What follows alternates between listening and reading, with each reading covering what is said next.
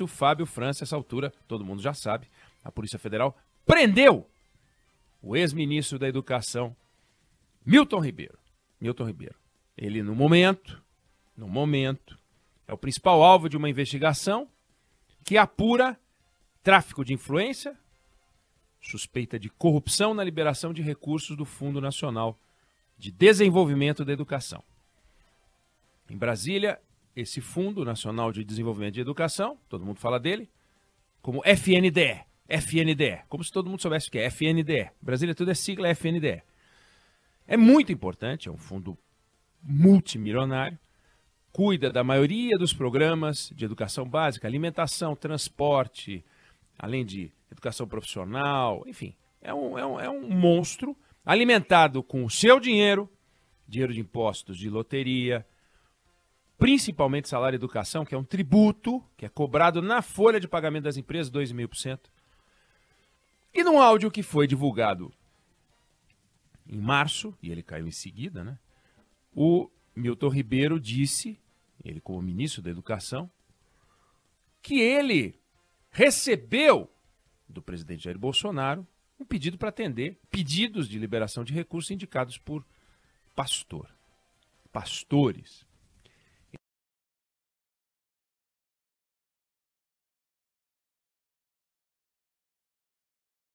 República. Bom, 2 pastores andavam no gabinete do Milton Ribeiro como se trabalhasse ali, nenhuma cerimônia. Aliás, estes mesmos 2 pastores também frequentavam o Palácio do Planalto com uma frequência, muito bom. Falando de educação, é uma beleza. Uma assiduidade razoável. Um foi ao Palácio do Planalto 10 vezes. Tem ministro que não teve 10 vezes no Palácio do Planalto. Outro foi 35 vezes ao Palácio do Planalto. E aí, a denúncia é que esses pastores, eles procuravam prefeitos e, para liberar dinheiro do FNDE, do Fundo Nacional de Desenvolvimento da Educação, cobravam propina. Propina em dinheiro, propina em ouro. Uma pilantragem sem tamanho. Vários prefeitos confirmaram que foram procurados pelos 2 pastores. Alguns informaram que receberam pedido de propina para a liberação de verba do FNDE. Confirmaram isso no Congresso e a Polícia Federal já tem depoimentos sobre isso. Bom, quando o áudio vazou, a situação do ministro ficou insustentável, não dava para ficar. Ligaram para ele e falou, cai fora. Ele fez uma carta de demissão como se ele tivesse desejado sair, o que é uma mentira. E aí ele escreve, decidi solicitar ao presidente Bolsonaro a minha exoneração do cargo, com a finalidade de que não paire nenhuma incerteza sobre a minha conduta e a do governo federal. Então ele escreveu isso aí na carta dele de demissão, que pediram para ele sair, cai fora, cai fora. Pelo que a gente está vendo hoje, a gente vê que a Polícia Federal e a Justiça entenderam que a saída dele não foi suficiente para que não pairem dúvidas sobre a conduta dele. Se sobre o governo federal, a investigação é que vai dizer. E ele foi enjaulado. E não é enjaulado por 5 dias, não. Ele vai ficar um bom tempo preso. Pode ficar 3 meses em cana.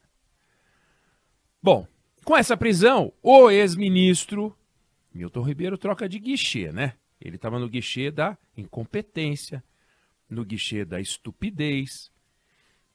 Incompetência, ele não deixou um legado, ele deixou um rastro no ministério. Numa pasta que é marcada por ministros de baixa extração, uma sequência de pavorosos ministros. Vamos lembrar do Weintraub, né? Weintraub, foi um desastre. Pois ele conseguiu que a gente esquecesse do Weintraub. O Brasil esqueceu do Weintraub, óbvio, só o Weintraub lembra do Weintraub. Mas mesmo assim, esse camarada é um absurdo. Não fez nada que prestasse, só arrumou confusão e estupidez, como eu disse, porque poucos ministros conseguiram falar tanta asneira quanto ele, mais do que o Weintraub. Associou a homossexualidade a famílias desajustadas, ou seja, uma coisa é decorrência da outra. Se a família é desajustada, é natural que num ambiente desajustado surja um desajustado homossexual. Numa família ajustada, este tipo de defeito não vai acontecer. Ele falou, por exemplo, que tem estudantes com deficiência de convivência impossível. Impossível. Como assim? Impossível. Mas ele falou. Ele falou que professores trans, ou educadores trans, eles não podem incentivar os alunos a andarem por esse caminho. Andarem por esse caminho. Agora você imagina um professor trans entrando na sala de aula, só na cabeça desse acelerado, falando, gente, eu queria aqui dizer para vocês que eu sou um professor trans, queria recomendar a vocês que se tornassem trans. Só na cabeça imbecil do ministro Milton Ribeiro isso podia acontecer. Então ele estava na cabeça, ele estava no guichê da incompetência, péssimo ministro, e no guichê da estupidez. Aí ele sai desse guichê e vai para o guichê da suspeita de roubo, da suspeita de corrupção. Ele entrou no campo do crime, no alvo, se tornou alvo da Polícia Federal. No momento, o principal alvo de uma investigação que apura tráfico de influência e corrupção num mega fundo, controlado pelo Centrão. O áudio dele falando que recebeu orientação do presidente para atender os pedidos de um pastor é podre. É podre. E os depoimentos dos prefeitos confirmando os pedidos de propina dos pastores que frequentam o gabinete, aliás, frequentavam o gabinete dele e frequentaram o Palácio Planalto, é mais podre ainda. Mas é aquilo, os fatos objetivos por trás dessa prisão, pelo menos por enquanto, eles param por aqui, uma sequência de denúncias que a polícia investigou e ainda investiga, e na prisão dele. Então, sobre esse caso que coloca o Ministério da Educação nas páginas de polícia, a gente precisa, claro, ter calma para não cometer injustiça. Já vimos erros acontecerem, a gente tem que esperar as investigações, mas os sinais não são nada bons para o ex-ministro. Nada bons. E o próprio ministro, a partir de agora, vai ter condições de auxiliar a investigação ou ficar se defendendo. Isso ele que vai resolver. Ele vai ficar em cana por um tempo, e a gente sabe, a gente aprendeu na Lava Jato, a gente viu. Uma coisa é o que as pessoas falam quando estão soltas. Decidi solicitar ao presidente a minha exoneração com a finalidade de que não paire nenhuma incerteza sobre a minha correção, o diabo. Outra coisa é o sujeito acorda, jaula, dorme, jaula, almoça, jaula, café da manhã, jaula. E no dia seguinte, jaula. E assim, depois de amanhã, também jaula.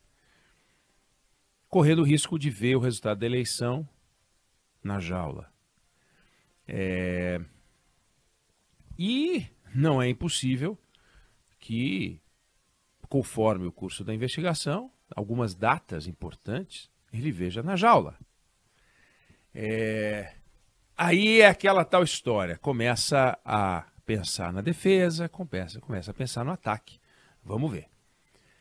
E a gente está vendo que, enquanto a Polícia Federal caça ratazanas, busca ratazanas no Ministério da Educação, o caso tem uma repercussão política indiscutível, né? Coloca no colo do presidente da República uma história negativa, porque é uma denúncia concreta, mais do que concreta, de corrupção no coração do governo dele, a ponto de um ministro dele, pastor, religioso, da pauta de comportamental, discussão de gênero, ou seja, o coração do discurso do presidente, encana. É uma loucura. Isso faltando 3 meses para a eleição. Não é bom. É óbvio que não é bom. Não é decisivo para nada, mas também não vamos combinar que não é bom. É pavoroso. E, claro, importante, sim, mostra que a Polícia Federal age de forma independente. as suspeitas de um lado e de outro, tanto do Bolsonaro quanto o ministro era o Sérgio Moro, de que estão perseguindo, e como também da esquerda. O presidente quer interferir na Polícia Federal, quer controlar a Polícia Federal. Olha lá ele controlando a Polícia Federal, ou então ele que mandou fazer isso. Para. E, óbvio, essa história abre espaço para uma exploração política. Agora vamos fazer a CPI do MEC, né? Vamos fazer a CPI do Ministério da Educação. Até a prisão do ministro, bacana, vamos fazer a CPI da Petrobras. Até o governo também queria. Nunca entendi. Mas é uma história lamentável, esse episódio é lamentável. É lamentável primeiro porque está acontecendo de novo, né? Ou seja, picaretagem em ministério. Denúncia de cobrança de propina e ministério.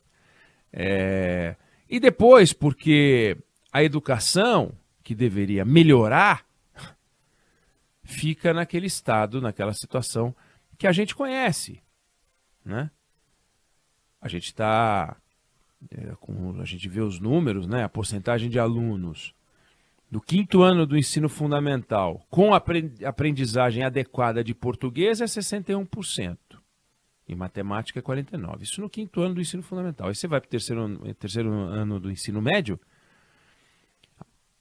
aprendizagem adequada em português, que era 61% no 5º ano do ensino médio, no terceiro do ensino fundamental, no 3º ano do ensino médio cai para 29%.